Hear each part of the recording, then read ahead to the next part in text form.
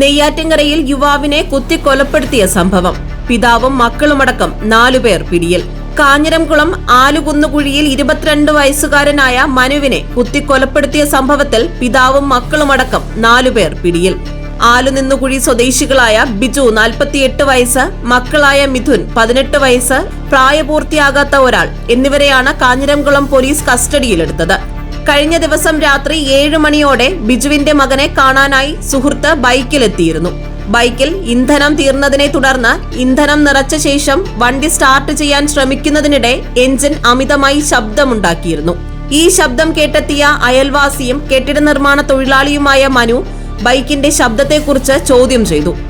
ഇത് ഇരുവിഭാഗങ്ങളും തമ്മിലുള്ള വാക്കേറ്റത്തിനും പിന്നീട് കയ്യാങ്കളിയിലും കലാശിച്ചു. സംഭവത്തിനിടെ ബിജുവിന്റെ മകൻ മിഥുന് കൈക്ക് പരിക്കേറ്റിരുന്നു. ചികിത്സയ്ക്കായി മിഥുൻ നെയ്യാറ്റിൻകര ജനറൽ ആശുപത്രിയിൽ എത്തിയപ്പോൾ അവിടെയുണ്ടായിരുന്ന മനുവിന്റെ സുഹൃത്തുക്കളുമായി വാക്കേറ്റമുണ്ടാവുകയും സംഘർഷം ഉടലെടുക്കുകയും ചെയ്തു. തുടർന്ന് നെയ്യാറ്റിൻകര പോലീസ് സ്ഥലത്തെത്തി 2 പേരെയും കസ്റ്റഡിയിലെടുത്തു. ഇവരെ ചോദ്യം ചെയ്തതിൽ നിന്നാണ് കൊലപാതകത്തിൽ പിതാവായ ബിജുവിനും പങ്കുണ്ടെന്ന് വ്യക്തമായത്.